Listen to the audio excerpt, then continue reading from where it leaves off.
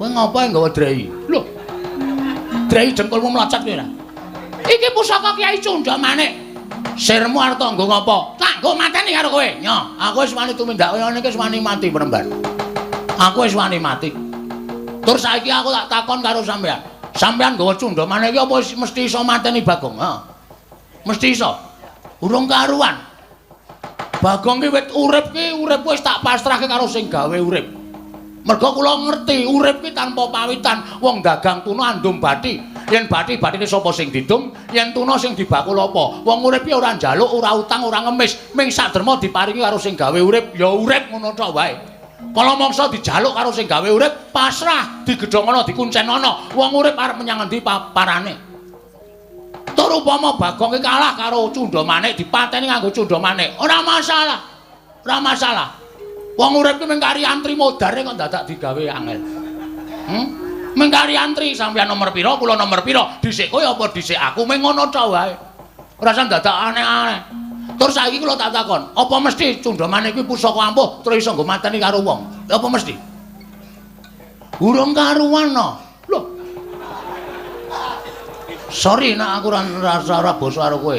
Nang kene iki ning peperangan, ora ana wong tuwa, ora ana wong enom, manane mung wani karo wani. Dadi aku ora perlu nyebut kowe iki penemban, ora apa-apa aku nyebut kowe no utawa dur ora masalah. Saiki ngene ya. Kowe ngerti ora? Pusaka ampuh ki ora kok saka sing duwe, ning saka sing gawe urip. Apa-apa sing ampuh ki mung saka sing gawe urip, mergo diparingi daya karo sing gawe urip. Ning nek sing gawe urip ora maringi daya karo pusaka kuwi, ora ana apa-apane. Kowe tau ngerti critane Nabi Musa lho? Pendhita ming serban karo ketemu sing putih, atimu ndok bosok. Nabi Musa duwe tongkat, tongkate ming kayu, ning mergo entuk firmaning sing gawe urip. Musa tongkat kuwi sabetno ning Laut Merah. Mergo entuk firmane sing gawe urip, tongkat sing maune kayu dadi digdaya, sabetke laut iso mbelah. Ning nek ora entuk firmaning sing gawe urip, tongkat mau ya ming kayu ora ana dayane apa-apa. Ora beda karo pusakamu kuwi, tok gonggongke, tok ndel-ndelke, ning nek sing gawe jagat Cundha Manik ora ana kekuatane mungsuh Bagong. Nyo, timbakno. Ora ana kekuatane, Dur. Modar we mungsuh iki.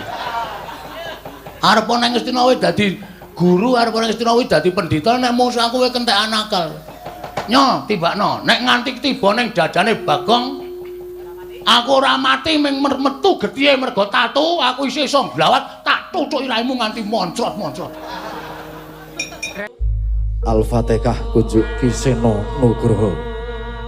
Bismillahirrahmanirrahim. Tobat. Ponokawan Bagong. Wonten dawuh. Kowe ngerti apa to sababe pirang-pirang dina iki pendak-pendak kowe arep bali marang bale wismamu aku ora entuk. Aku tansah gondeli karo kowe Bagong. Kula niku ya gumun. Kula niki ming abdi, kula niki ming batur. Sasampunipun sawetawis kula sowan teng negara Ngastina, sowan Ndara Banowati kok kula ajeng wangsul kok mboten angsal niku nganti meh seminggu kula tilem mriki. Niku jane enten apa?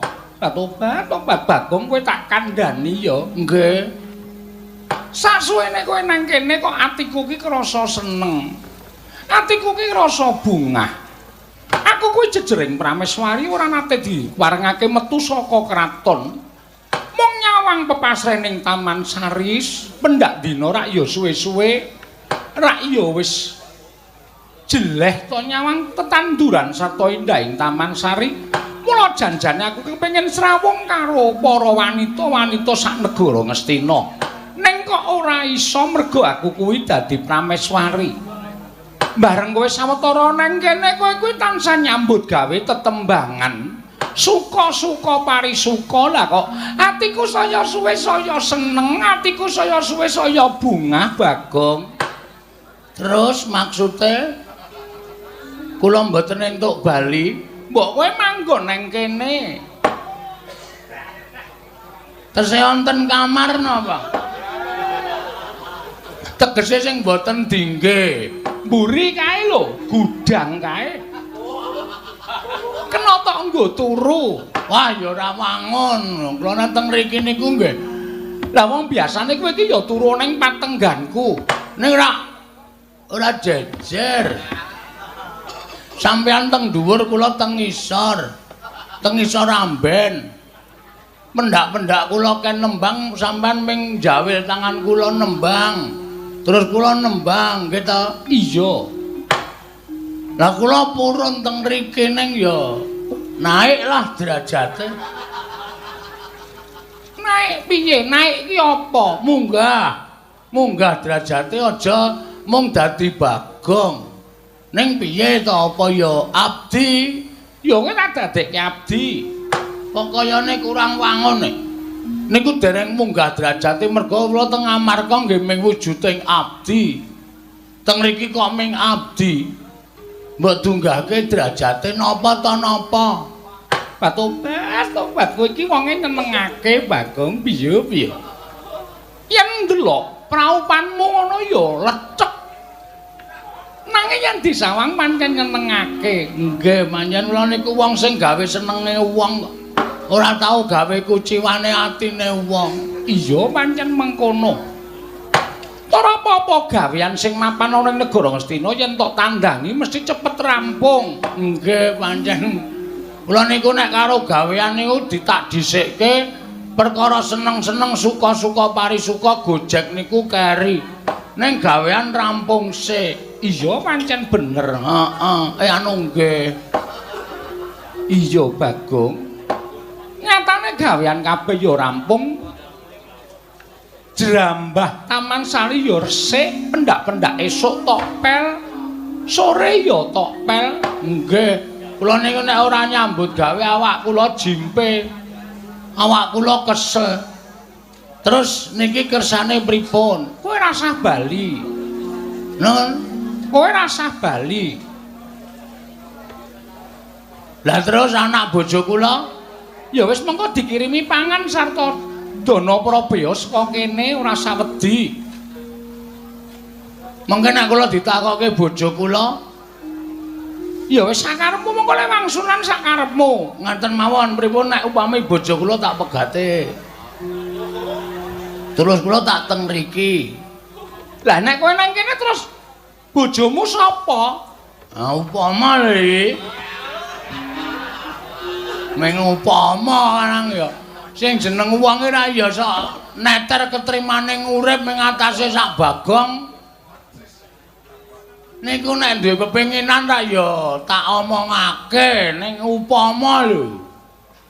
Upama, Iya. upama bojo kula tak pegat terus anu napa kula teng mriki ya istilahnya dadekke pil. Pel semono kuwi le nguntal piye? Wah iki ora tanggap iki. Pil niku artine pria idaman lain. Ya. Tobat tegese piye tegese? Tegese secara terlihat utawa dingertosi piyayoken niku panjenengan tetep garwane Prabu Duryudana.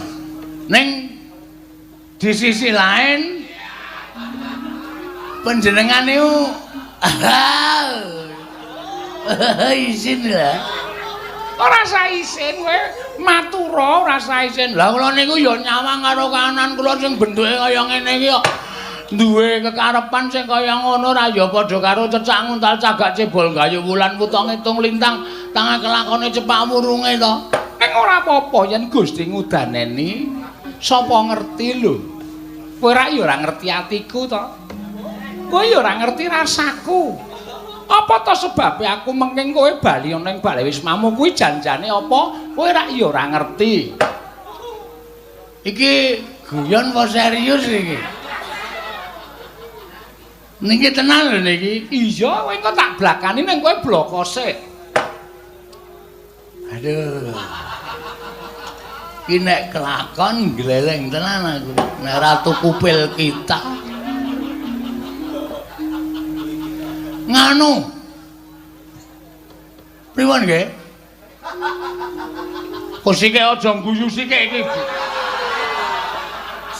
Kene iki bingung malah.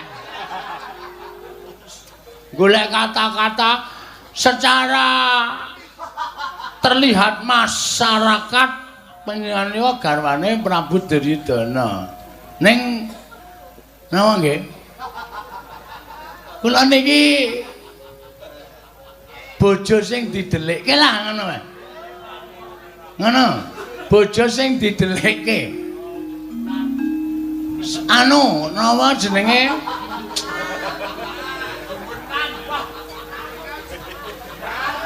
Medenan.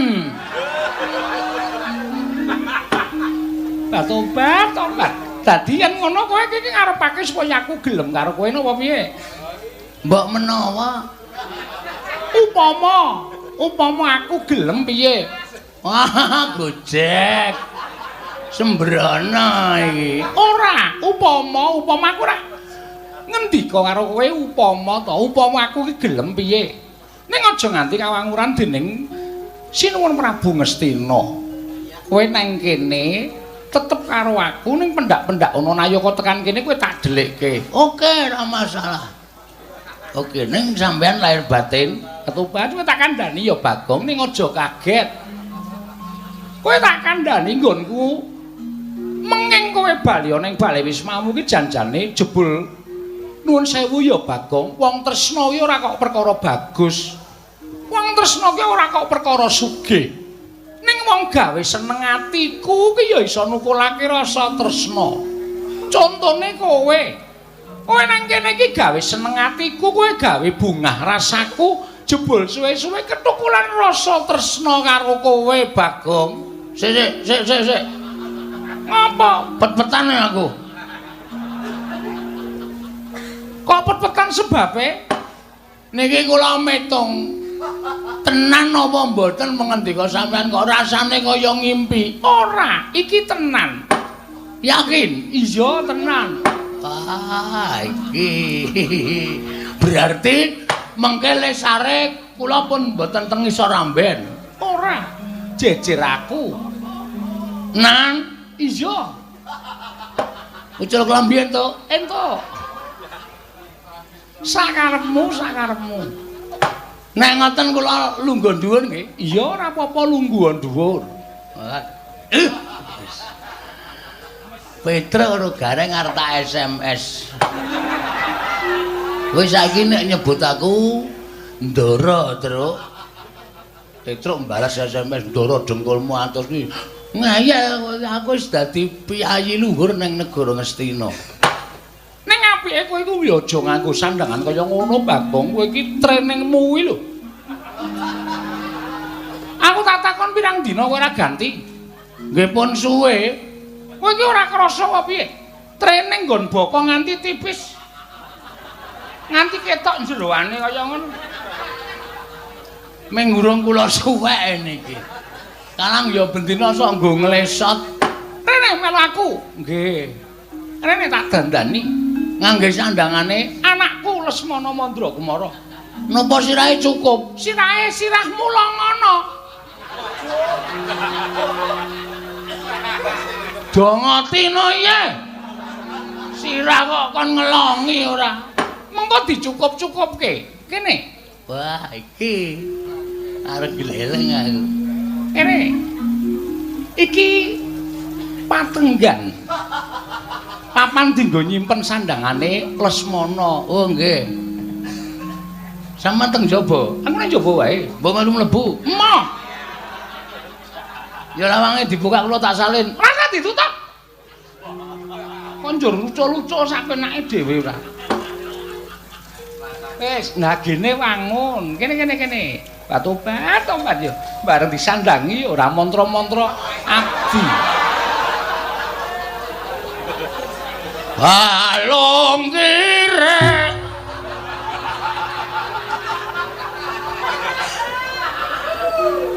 Tobat yo piye. glelengmu ora jamak. Mekaten. Siaget Dewa Bathara. Ya jagat prangestu Ngkara. Ning nuwun sewu ya arep nganggo sandangan kaya ngono sing ora iso diapusi iki raimu. Raimu ki ora iso dipermak. Mbok disetrika. Men kita bagus. Kaya nyebut aku ya diajeng. Wah. Gleleng tenan. Garwaning pun Kakang Diamon diajeng. Kok Diamon? Lali garwaning pun Kakang Diancuk Diajeng. Ana ya cangkem elek ki wis kulina. Diajeng Banowati. Kula wonten mangandika ing Adawa. Pangeran, Waduh kok kaya kejuwuren nek pangeran mbok liyane. Kang Mas. Kang Mas ngono wis cukup. Wis tok antepi tenan. Nggih, tak antepi tenan. Wis tak antepi tenan. Ning kowe aja enak-enak kapi enak. Tapi mendo. Kapi enak. Tegese mergo nggonmu wani kaya ngene iki, kowe mesti bakal totoh nyawa Bagong. Sebabe iki mesti ora ketang ana siji loro abdi ingkang wis padha ngerti lawan kahananmu tumuli mengko bakal matur marang saning Sinuwun Prabu Ngastina. Upama matur marang Sinuwun Prabu Ngastina yen nganti kadenangan kowe piye coba? Aku tak takon. bebasan seduma bathuk senyari bumi. Nadyan namung seduma jembaring bathuk, nadyan namung sak nyari jembaring bumi. Tresna kuwi uruping jiwa sing luhur. Tresna iki ora kena dijaluk, ora kena ditolak.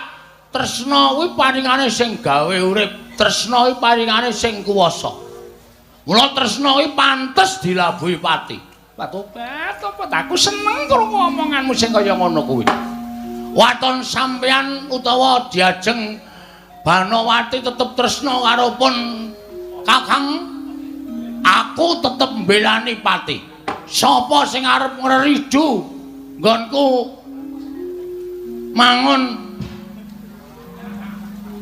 lele, mangun bebrayan karo Siadi Banowati, mesti aku bakal budidaya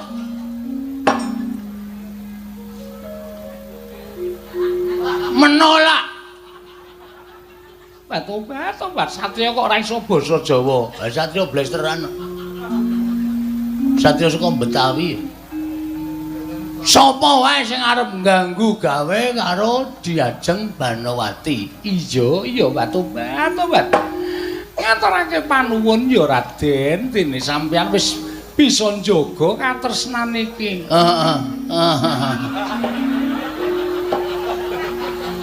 Ngopo kok keder suarane? Aku dicekeli ngene iki sing modot malah wudelku. Bodong. Bodong.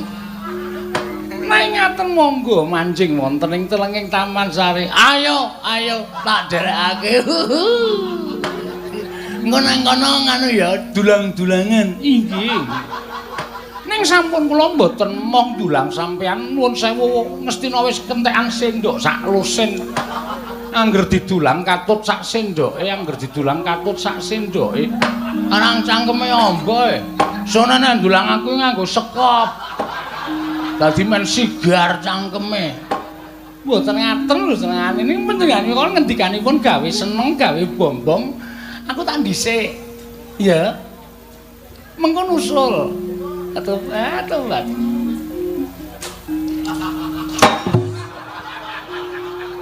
Tenan mlaku kowe. Beda karo bojoku kowe. Bojoku ki mlaku kok nglesot ya. Kae mlaku kok iso apik banget. Monggo anggere sikile tengen napak. Kenene ngiwa. Sikile kiwa napak. Kenene nengen iso mandung tung. Wah. Yai Ratu. Aja nganti selak karo batinmu. Ingsun kang bakal nyelirani apa ya jenenge? Blasteri karo panjenengan Nyai Ratu. Wah, lho mlebu patenggan tenan Diajeng Banowati. Pun Kakang sumusul marang sira Diajeng.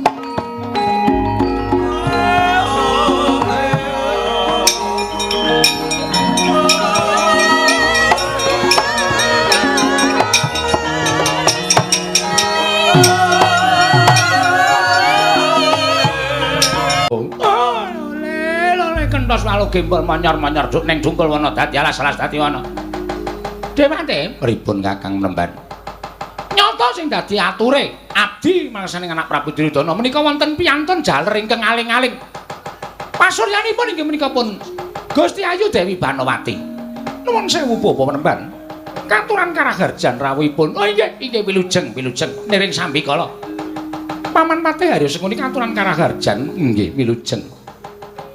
Menapa to sababipun dene jengandika rawuh wonten ing Taman Sari mongko mboten cecala ingkang saderengipun andados saged ngagiat sotaning manahipun ingkang abdipun Banowati. Oh, menika ngaten Gusti Ayu. Estunipun wonten madyaning parapatan kala wau ngrembak babakan anak Prabu inggih garwa panjenengan. Nalendra Ngastina ingkang ngrumaosaken solah slaganipun Dewi Banowati inggih.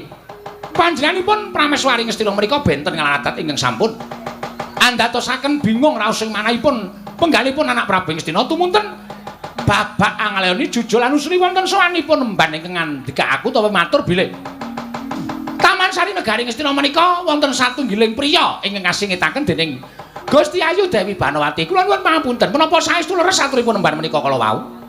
Tobat. Estunipun boten wonten priya. Boten wonten peremban. Nuwun sewu panjenengan sampun ngantos paring pangandika ingkang boten jumbuh kalian kasunyatan. Saking mriki ketingal lho Gusti Ayu ingkang mapan wonten ing wingking panjenengan menika. Kula nuwun sewu menika sinten kula aturi paring dawuh ingkang sejatos. Sampun ngantos panjenengan menika paring pangandikan ingkang semunipun nutup-nutupi darat kawontenan wonten ing Taman Sari. Tobat. Estunipun menika sanes priya. Sanes ingkang mapan wonten taman nanging menika abdi kula piyambak. Lho. Abdi sinten? Abdinipun para Pandhawa inggih menika pun Panakawan Bagong. Lho. Bagong anakipun Semar inggih mekaten Bapak Mlemban. Lho, lah kok mapan wonten Taman Sari Negari Ngastina? Menika dados panglipuring manah kula. Bagong sawetawis mapan wonten ing Taman Negari Ngastina menika dadosaken panglipuring manah kula. Jernyatanipun kula menika Prameswari ing mboten kenging medal saking Negari Ngastina. Dangu sangsaning dangu anggen kula nyawang taman menika ingkang sejatosipun gadhahi raos sengsem nanging lumareng wanci andadosaken raos kula menika bingung. Krana kula mboten saged nyumurupi dhateng kawontenaning Jawi Negari Ngastina. Tumunten Bagong sowan. Bagong sasampunipun mapan wonten sawetawis Negari Ngastina mriki, raos kula menika ayem, raos kula menika tentrem, raos kula menika seneng. Malah kula ingkang nyuwun supados Bagong menika sampun ngantos wangsul dhateng sudungipun. Tumunten kula dawuh supados mapan wonten Negari Ngastina. Lho, mangke rumiyin, Bagong menika derajatipun aceplik wong loro saudon telu saurupan. Bagong menika namung batur. Lah kok mapan wonten ing Taman Sari mongko Taman Sari menika mboten kenging wonten setunggiling priya, setunggal kemawon ingkang mlebet wonten telenging taman. Nanging Gusti Ayu Banowati menika sampun nerak pacak nerajang perbatang. Wonten mlebetaken setunggiling priya. Bagong menawi mapan wonten taman menika kedadipun hukum krana sampun wonten nyaketi dhateng Prameswari Negari Ngastina. Samangke ngaten mawon, Bagong kula aturi masrahaken dhateng kula. Menawi Bagong sampun kecepeng badhe kula bondo tanganipun kula kruncung sukunipun kula aturaken anak Prabu Duryudana.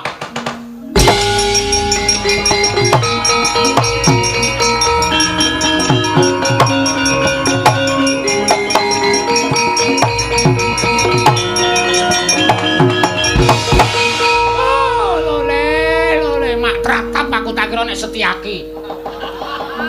Setyaki ora ini kaya ember kaya ngono. Lha iya lha kok dadi isa kaya ngono-ngono nuwun sewu Gusti Ayu menika ngagem busananipun sinten? Panci Bagong kula maringi busananipun inggih menika anak kula pun Lesmana Mandrakumara. Wah, lah saya kemewat. Saya ngiyas karo wong Ngastina ing atase derajate ngaceplik kula saudon terus saurupan. Lah kok wani ngagem busananing putra Nata Ngastina. Bagong. Penemban Durna. Iya, dasar para nyata. Aku Begawan Durna. Tepungke Satria Bajahita. Baca-baca dengkulmu melecat kuwi. Kowe iki Bagong arep nganggo nyandang kaya apa wae iki raimu kuwi ora iso diapusi. Raimu ora iso ngapusi karo sapa wae kowe iki jejering Bagong. Wis rasa dadak kowe kan gunem tanpa guna. Kowe ngopo mapan ning Taman Sari Negara Ngastina? Lho. Kowe ora entuk undangan lho. Lho, undangan apa? Lho aku wis ijab karo Yai Dewi Banowati. Iya. Ora sayang-iyong sengkone arep ngopo kowe? Asli nek ora percaya takono Dewi Banowati. Dewi Banowati iki garwa Nata Ngastina, Wis ngerti, ning ngoyong apa? Penggaling Dewi Banowati mergo dadi garwaning Prabu Duryudana. Prameswari ora entuk metu saka kraton ming kaya dikunjara ning jero Taman Sari. Tumuli aku sing iso nglipur atine Dewi Banowati terus aku disengkake ngaluhur dadi pria idaman lain. Karo Dewi Banowati. Tegese kowe ngrebut Dewi Banowati saka astaning anak Prabu Duryudana. Ora ngrebut. Sing seneng ki kene sike. Lho. Ora percaya kowe? Yayi, wonten dawuh. kowe tresno sik to karo aku? Inggih, Rungane kupinge. Aku ngrebut wae, ora mungkin Bagong ki wong jujur. Aku ora tau ngrebut, aku ngrebuti pisan bojone Gareng tok lagi. Mergo kok kaya ngawe-awe. Nek anggone kakangku dhewe ora masalah. Tobat. Konjur kaya ngono lho lek ngendika. Wis kowe menengo. Wah aku wis tetep ngantepi seduma bathus nyari bumi. Katresnan kuwi gondol nyawa tak lakonane. Ora ao. Arep ngopo kowe rene? Aku arep nyekel karo kowe. Lho. Aku padake kewan apa piye dicekel? Menungso.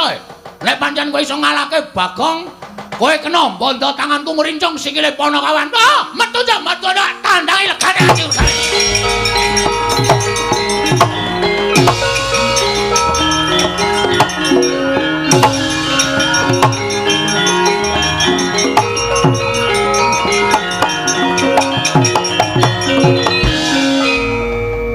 Sayang, wonten dawuh.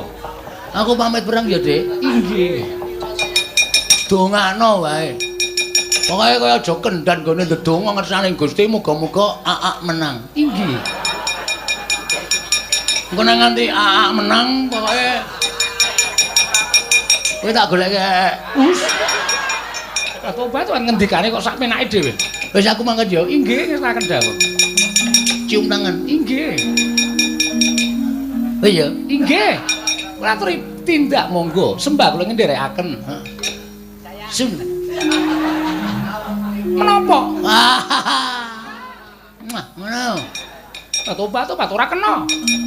Sesuk mengko nek wis menang perang tak paringi. Nan, Inggih, estu. sithik wae. Mboten kenging. Sithik-sithik ora keserot raiku iso. Cangkeme gedene ra jamak-jamak. Ngambung kok kaya ngokop. Pucukane tok wae. Mboten kenging. Njaluk pamit, Yayi. Garwa aku sing paling ayu kok. Tak antepi katresnaku karo kowe.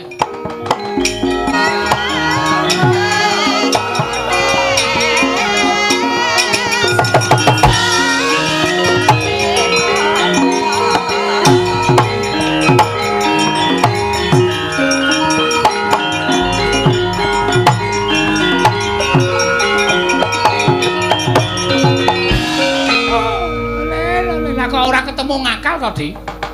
Kula dhewe ya gumun lah kok nganti kaya ngene kahanan negara Ngastina menika mangke nek nganti kawanguran anak Prabu Duryudana.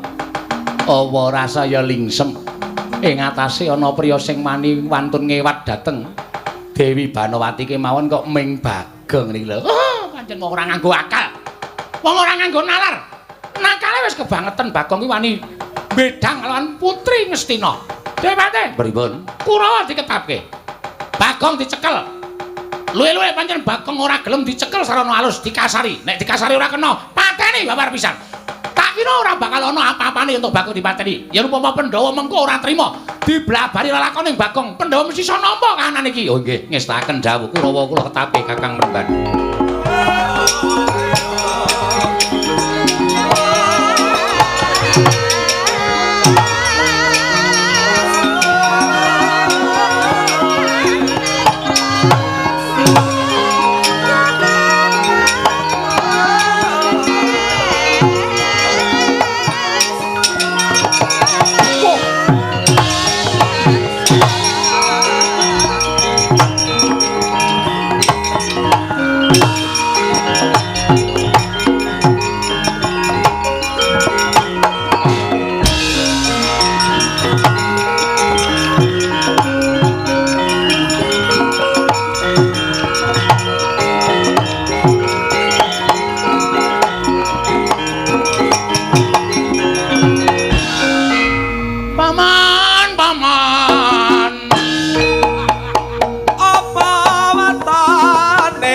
dalan. Walada tobat. Ora pangling tak iling-ilingi sandangane merabot nanging bareng aku weruh raine. Iki Bagong lho iki. Heeh. Karto Kebu. Hus. Karto Marmo. Karto Marmo. Arep ngapa kowe? Gondrong barang kowe sakarepku. Kowe arep nyekel aku to? Dasar para nyata Bagong. Mbok yo ngilo karo kahananmu. Ngilo karo gicokmu. Kowe nyawango karo kahananmu kowe drajating wong ceplik. Kowe drajate wong loro saudon telu saurupan kowe ming batur ngibarati kaya dene cecak nguntal cagak cebol kayu wulan wutung ngitung lintang tangeh kelakone cepak kurunge ewadene lha kok dadi kowe nekat kowe wani bakal anggebang kelawan Kakang Mbok Banowati kowe serep nyawamu jeleh nyawang glaring jagat eseming rembulan kepingin tinjung akhirat nyawamu ora sah pidato kowe nang kene butuh arep nyekel aku to aku mau tak cekel nek aku arep tak cekel aku mau tak cekel dadine gelut yo wis dadak omong, apa ki mau ngomong wayang kok pangeran le omong. Cebol gawe wulan wutang ngono. Wis kok koyo ana tengen kene iki wani aku wani des rampung. Ciwas kowe sumbar kemewat koyo ngregem jimat koyo ndemek mercon lan tak pikir. Nek kalah percuma lek mau omong oke-oke kaya ngono kuwi. Pecah siramu. Blotot wetengmu kowe. Lho. Kok ngawur sakarepku sak kecekele. Luput peteng sak kecekele lho iki tak blotot. Mati dening aku. Ayo pangga tak ayoni Karto Kuat, Karto Marmo.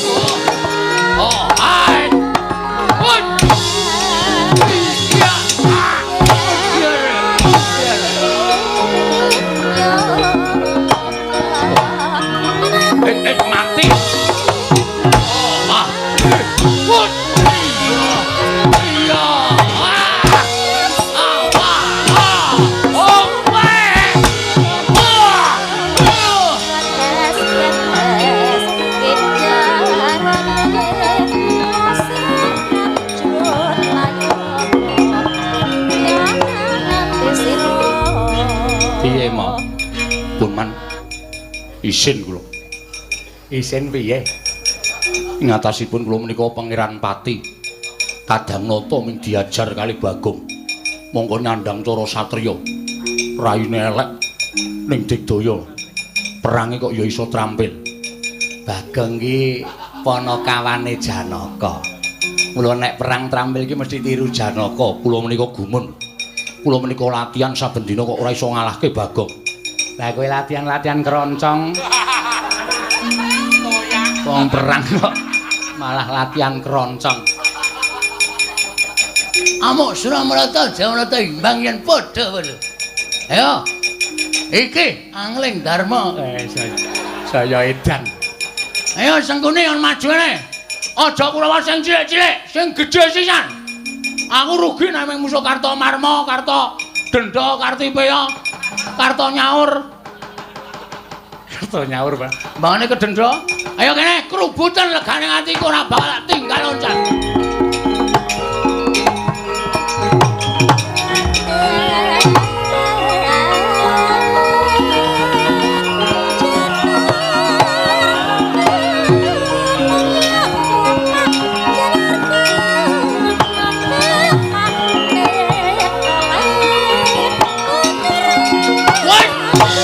Ojo mlayu.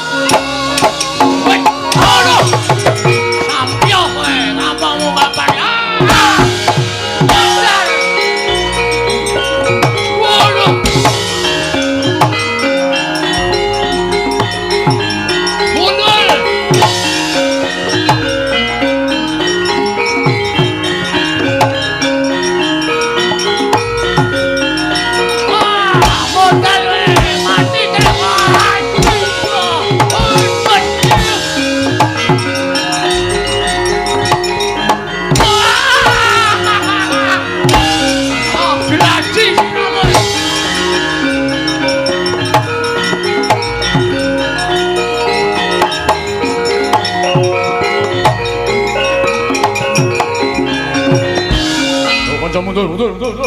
Bagong ngamuk, Bagong. Wah, Bagong ngamuk, mundur. Mundur. Lho, kae piye to kae iki? Wah, aku tak dadi rombongan kono ya. Wah, ngedan.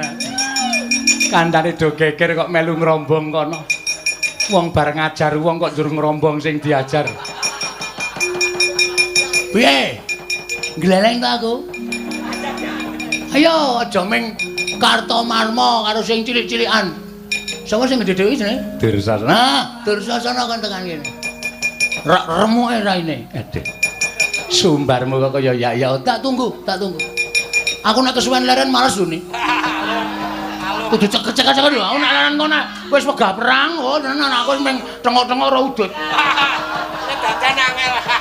Dijak meneh wis mau. Caedan. Sapa sing arep maju?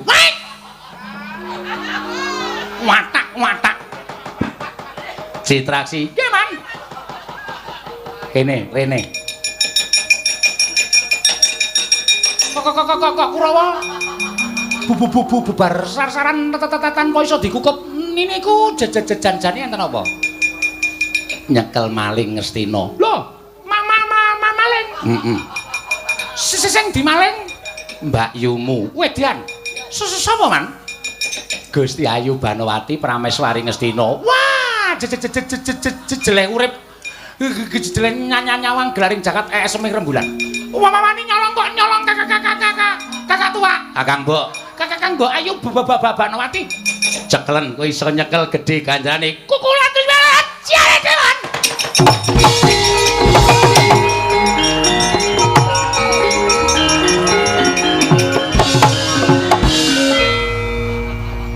Munggo gawa plinteng tak plinteng sirahe. Makne cilik kok ditabrak sak penake dhewe. Ayo tak keploki saka kene, Cin.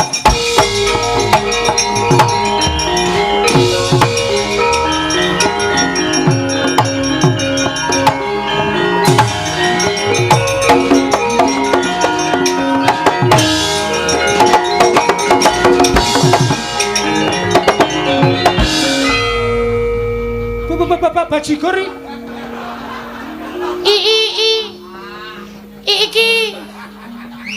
iki ra Bagong to?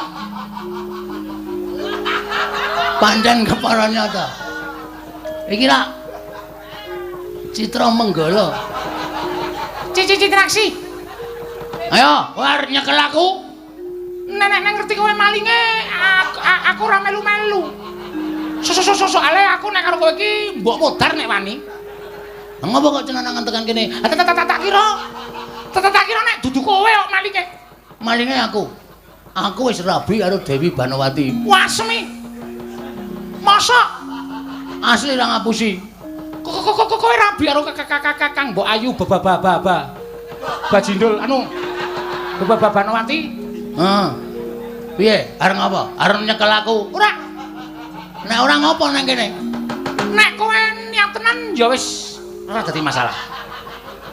Nek kowe seneng tenan karo Kakang Mbok Ayu Banowati ya wis ora masalah. Sing penting padha bahagiane.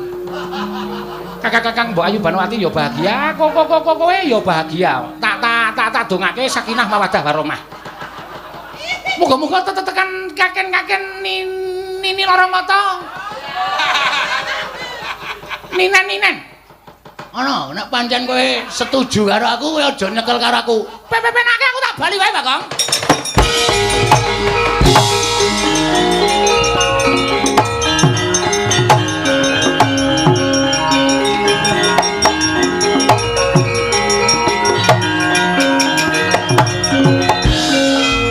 Kok ora sida perang? Jebule. Nek ra tak pernahke mengarep awur-awuran kowe jebule. Dudu wong kono-kono kok, Man. Dudu wong kono-kono. Lah sapa? Sing dadi maling niku Bagong. Lah iya. Lah ya aku ngomong nek Bagong to. Sampeyan ora ngomong nek Bagong. Sesampeyan ngomong nek ana maling sing nggih Bang Dewi Banowati. Kula melayu sifat kuping bareng ketemu wonge matane sak ndok ceplokan. Cecangkepe mbok ora jawab-jawaban ning nganggo sandangan kasatriyan. Lah iya. Bagong. Lah terus tak dongake ana bledek nyambro ndasmu. Sing apik nek omong. Karo anake kok kaya ngono lho. Aku nggagas kowe iki suwe-suwe iso mangkel lho, Dik. Lara sirahku. Saiki aku tak takon karo kowe. Memang takon ning aja angel-angel. Ya. Banowati iki sapa? Mbak Yu kula. Kuwi bojone sapa? Bojone Kakang Prabu Duryudana. Lah iya. Terus nek Mbak Yumu bojone kakangmu dipek Bagong kuwi kowe ikhlas ora? Tergantung sing lakoni. Tergantung sing lakoni piye? Nyatane Bagong iso dhaup karo Dewi Banowati, ateges Dewi Banowati ya gelem karo Bagong. Ya wis, nek diparani wong seneng padha seneng kejaba mung ditirabekke. Sampeyan rasa ganggu karo Bagong. Nek kakangmu Nalindra Ngastina ngerti apa ora nesu?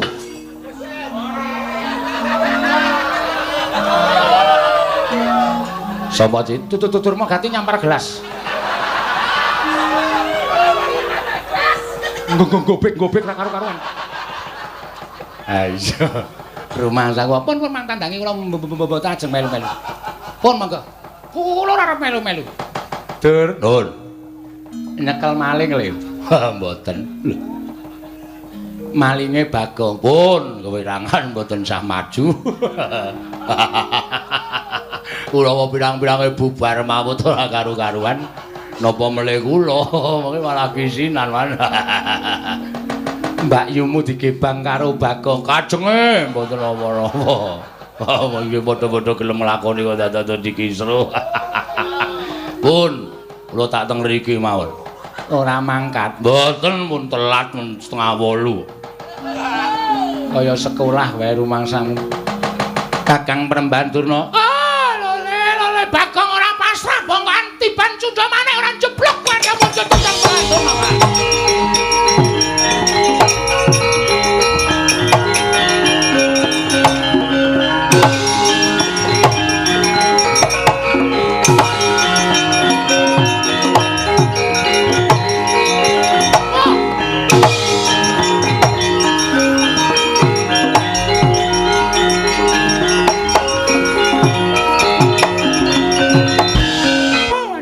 Maning jajalan syukur taning bawana menungso ora ngila karo kahananmu ki meng kowe kok Bagong.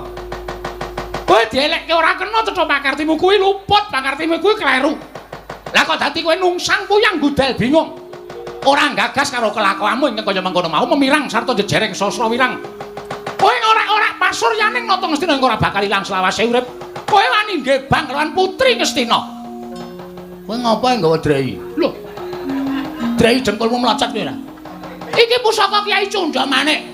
Sirmu arep nggo ngapa? Tak nggo mateni karo kowe. Nyo, aku wis wani tumindak kaya ngene iki wis wani mati penemban. Aku wis wani mati. Tur saiki aku tak takon karo sampean. Sampean nggawa Cundha Manik iki apa mesti iso mateni Bagong? Ha. Mesti iso. Urung karuan. Bagong ki wit urip wis tak pasrahke karo sing gawe urip. Mergo kula ngerti urip ki tanpa pawitan. Wong dagang tuna andum bathi. Yen bathi-bathine sapa sing didum, yen tuna sing dibakul apa. Wong urip ki ora njaluk, ora utang, ora ngemis. Ming saderma diparingi karo sing gawe urip, ya urip ngono tok wae. Kala mangsa dijaluk karo sing gawe urip, pasrah, digedhongono, dikuncenono. Wong urip arep menyang endi parane. Tur upama Bagong ki kalah karo Cundha Manik dipateni nganggo Cundha Manik. Ora masalah. Ora masalah. Wong urip ki mung kari antri modare kok dadak digawe angel. Mung kari antri sampeyan nomor pira, kula nomor pira, dhisik kowe apa dhisik aku mung ngono tok wae. Ora usah dadak aneh-aneh. Tur saiki kula tak takon, apa mesti Cundha Manik ki pusaka ampuh terus iso nggo mateni karo wong? Apa mesti? Urung karuan no. Lho. Sorry nek aku ora basa karo kowe. Nang kene iki ning peperangan, ora ana wong tuwa, ora ana wong enom, manane mung wani karo wani. Dadi aku ora perlu nyebut kowe iki penemban, ora apa-apa aku nyebut kowe no utawa dur ora masalah. Saiki ngene ya. Kowe ngerti ora? Pusaka ampuh ki ora kok saka sing duwe, ning saka sing gawe urip. Apa-apa sing ampuh ki mung saka sing gawe urip, mergo diparingi daya karo sing gawe urip. Ning nek sing gawe urip ora maringi daya karo pusaka kuwi, ora ana apa-apane. Kowe tau ngerti critane Nabi Musa lho? Pendhita ming serban karo ketemu sing putih. Atimu ndok bosok. Nabi Musa duwe tongkat, tongkate ming kayu, ning mergo entuk firmaning sing gawe urip. Musa tongkat kuwi sabetna ning Laut Merah. Mergo entuk firmane sing gawe urip, tongkat sing maune kayu dadi digdaya, sabetke laut iso mbelah. Ning nek ora entuk firmaning sing gawe urip, tongkat mau ya ming kayu ora ana dayane apa-apa. Ora beda karo pusakamu kuwi, tok gonggongke, tok ndel-ndelke, ning nek sing gawe jagat Cundha Manik ora ana kekuatane mungsuh Bagong. Nyo, timbakno. Ora ana kekuatane, Dur. Modar we mungsuh iki. Arep nang Ngastina kowe dadi guru, arep nang Ngastina kowe dadi pendhita, nek mungsuh aku kowe kentekan akal. Nyo, timbakno. Nek nganti tiba ning dadane Bagong, aku ora mati ming metu gethihe mergo tatu, aku isih iso glawat, tak tuthuk irahmu nganti moncrot-moncrot. Ayo muni ya. Ora plendas-plendus ngono kuwi. Ayo. Nyoba wae piye? Jajal wae piye? Kowe arep nandingi kridane Bagong. Aku nek wis matek aji, epek-epekku ki aji. Brojok mesti PSIM. Dipanalmu jeblok kowe. Ayo coba apa piye?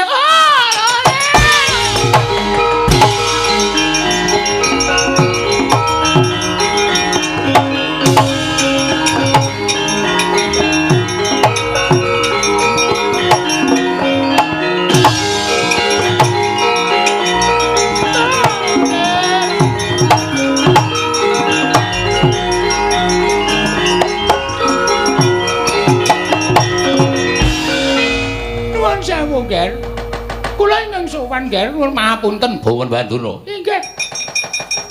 Kabaripun pripun? Aturimban yen Taman Sari Negara Ngastina menika wonten Duratmaka. Wujuding priya ingkang mantun nggih Bang lawan Yayi Ratu Banowati. Napa kabar niku kala wau bener napa namung kandheng kabaran? Oh, estu nggih. Estu. Wonten priya ingkang mantun nggih Bang lawan Yayi Banowati. Lho, nyata? Inggih, nyata saestu. Sapa menungsan sing wani-wani nggih Yayi Ratu Banowati? Mboten sami kejawi namung abdi panjenengan piyambak. Abdinipun para Pandhawa. Bener. Wonten dawuh. Sampeyan ampun ngawu gawar ngawur. Ampun gawe perkara. Lho, mboten kula nyumurupi piyambak kok, nggih. Kula nyumurupi piyambak. Sapa sing wani nggih Yayi Ratu Banowati? Bagong nggih. Wah, heblek anak Bagong glendang kok mati.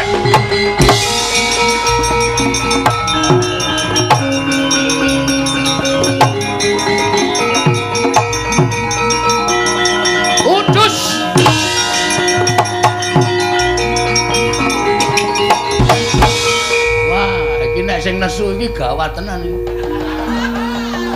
Anggris muni tuku bes laknat. Guguk karepe Bagong glandang nenggala seru banget le omong. Aku ya ora iso medang nek karo iki. Prabu Baladewa, kowe ngerti critane Nabi Musa? Nyo, ndasmu. Yes.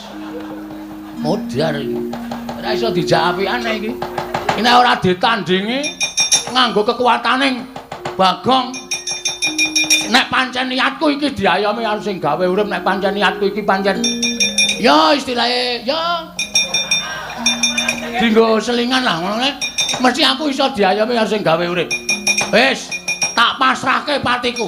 Nek dewa urung ngeparengake Bagong tekaning mati dina iki mesti aku duwe cara nandingi nata Mantura Prabu Baladewa.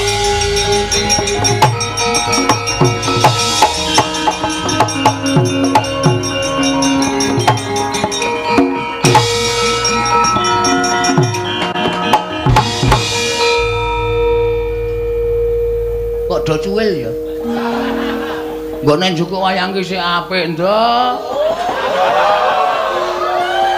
Sing anyar-anyare akeh kok. Tuwa-tuwa kaya ngene kon metu. Iki cuwil.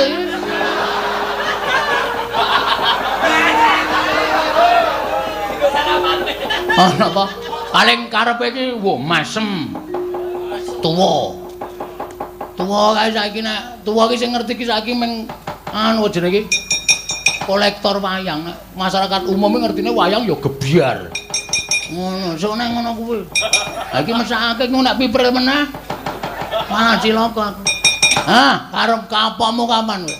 Tandhi legane atiku strayali binatang gembira loka. Nek cara biyen ngono iki aku ora apal. Ngapalke nesune Baladewa cara biyen strayali binatang strayali September, Oktober, November, Desember. Bisa hitung-hitung sasi. Ayo, iki Prabu Baladewa. Tandangana legane atiku, Mas.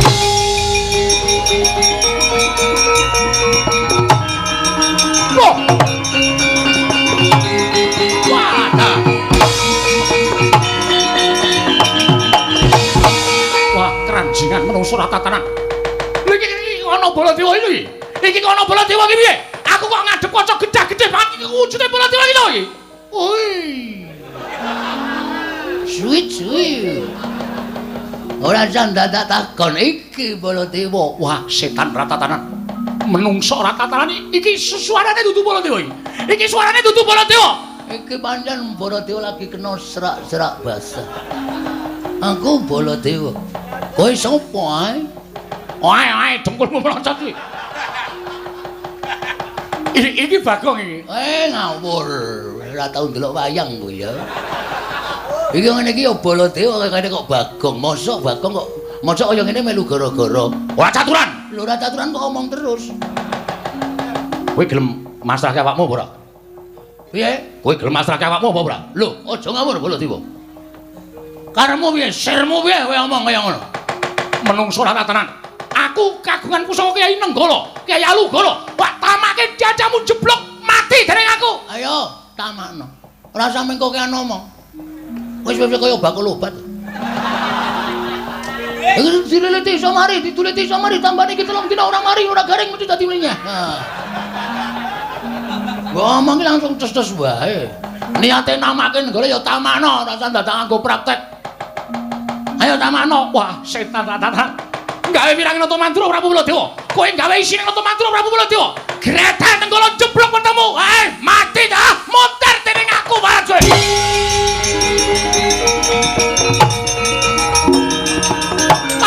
Mati dening aku menungso rata.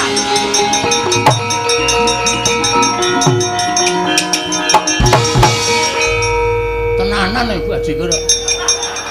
Lagi ketap-ketip bres. Apa masamu aku lan duwe kekuatan? Entenono.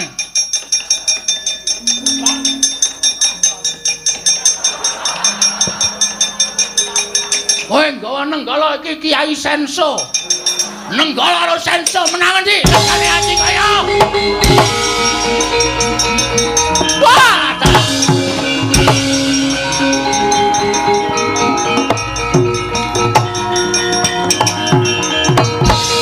Apa member kaya ngono kuwi? Apa wangun kaya ngono kuwi? Kok iki nggawa apa? Iki paringane Bathara. Pathuk. Bakpia Pathuk 75. Wah, setan ratatanan. Kuwi graji. Iki Kiai Senso tamake Gunung Jugruk Segarasan. Lah iki negara Kototan iki graji iki piye? Sae entuke. Anane iki kok. Iki Baladewa darurat kok. Jebol dadamu. Oh tak. Namane kok dadak ngek-ngek. Ana ora di ngono-ngono ya ora main. Kowe senengane ora mati kok mati. Wah, menungso. Ayo.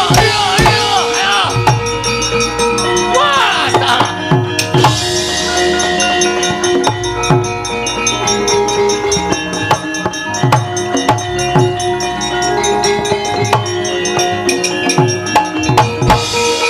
Ora bukados pundi. Yayi. Sewu halapatanipun ingkang Raka Tadawadana. Nyata menawa dipun aturaken dhateng mban menika kala wau kepara leres lan boten atur doro. Telanging naman sari wonten menungso ingkang wonten anggebang dhateng garwapun Yayi Ratu Banawati. Menungso ratatanan. Kula piyambak badhe nugel jangganipun menungso menika kala wau. Mangriwi. Menawi panjenengan menika mangke nyumurupi dhateng tiyang menika kala wau tan wandhe malah saya boten kanten-kantenan penggalipun Yayi Prabu Gustina. Lajeng paringipun nyatanipun malih menika ampuh digdaya sekti kalintang jayaning perang pilih tanding boboting yuda.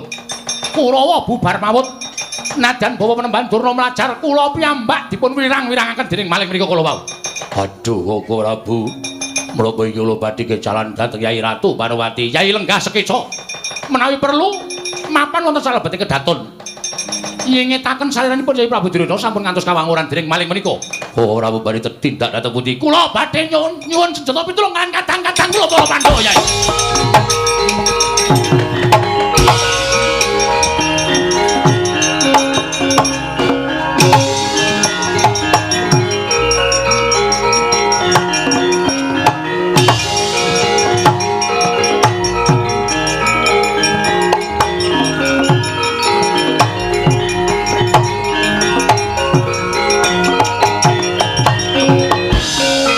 Mangkahang kula sesumbar lindu bumi kuncing kumaluduk